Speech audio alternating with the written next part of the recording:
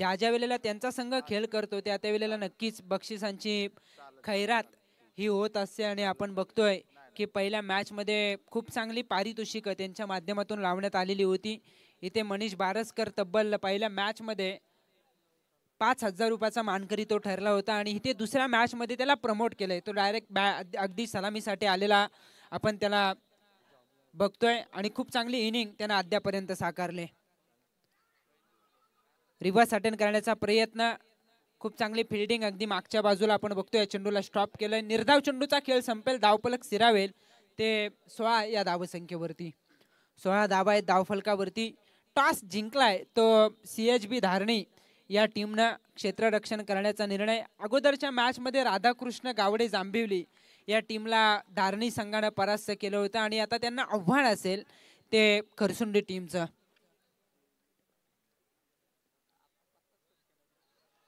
गती परिवर्तन, change of पेस, खरं तर विविधता आहे या गोलंदाजाकडे, व्हेरिएशन पाहायला मिळतंय। अगोदरचा चेंडू फुलर लेन टाकला होता, इथे चेंडूला थोडं आखूड केलं, पडल्यानंतर चेंडू हलकासा बाहेरच्या दिशेनं वळण घेत सरळ विसावला विकेट किपरच्या हातामध्ये। लगातारचा दुसरा चेंडू या ठिकाणी निर्धाव येतोय, धावफलक स्थिरावलंय बिनबाद 16 या धावसंख्येवरती। धीम्या गतीनं गती काढून घेतली होती, ते स्विंग वरती भर दिला जातोय। सध्याच्या वातावरणात खरं तर धीम्या गतीचे चेंडूच तुम्हाला लाभदायक ठरतील आणि इथे गतीपेक्षा अगदी धीम्या गतीने टाकलेल्या चेंडूमध्ये चकतोय तो फलंदाज मयुरेश बौड। लगातार 3 चेंडू त्यानं निर्धाव केलेत। सर आपण नेहमी म्हणतो सुरुवात करणं सोपं असतं, सुरुवातीत सातत्य टिकवणं कठीण असतं। सागर सर यांनी खूप चांगला उल्लेख केला की तुम्हाला मोठे फटके जर मारायचे असतील तर फटके बनवावे लागतात, फुटवर्कचा वापर तुम्हाला करावा लागतो, पण इथे तसं घडत नाहीये। इथे अगदी मयुरेश बौड यानं निराशा केली, लगातार 3 चेंडू त्यानं निर्धाव केले। अखेर मनीष बारसकरनं त्याला विकेट सॅक्रिफाईस करण्यास भाग पडला आणि पहिला झटका लागतोय 16 या धावसंख्येवरती वेदांत 11 खरसुंडी टीमला।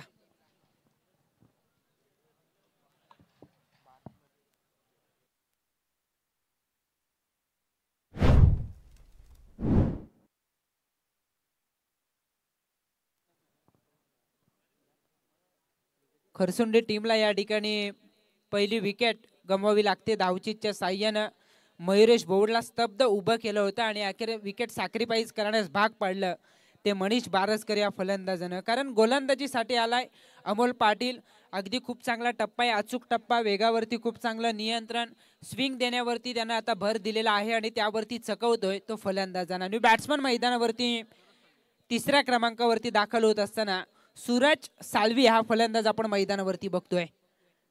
मनीष या फलंदाजाकडून भरपूर अपेक्षा आहेत, त्याला सुद्धा थांबवलंय।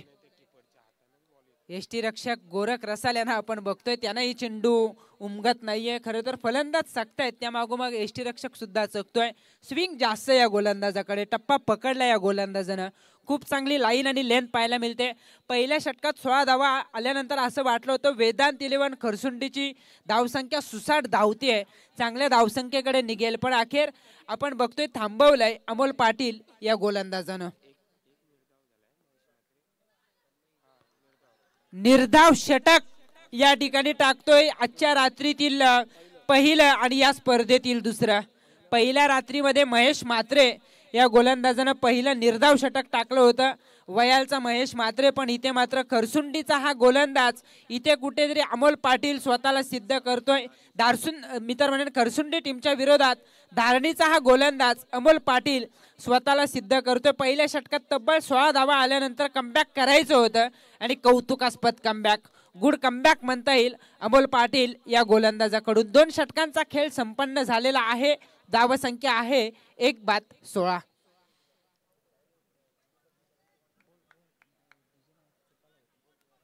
16 धावा अद्यापर्यंत धावफलकावरती आणि विकेट सॅक्रिफाईस केली, कारण त्यांच्या बॅटमध्ये फटके येत नव्हते आणि डॉट डिलिव्हरी सलगची आपण पाहत होतो। आणि त्या ठिकाणी मनीष बारसकरनी आपण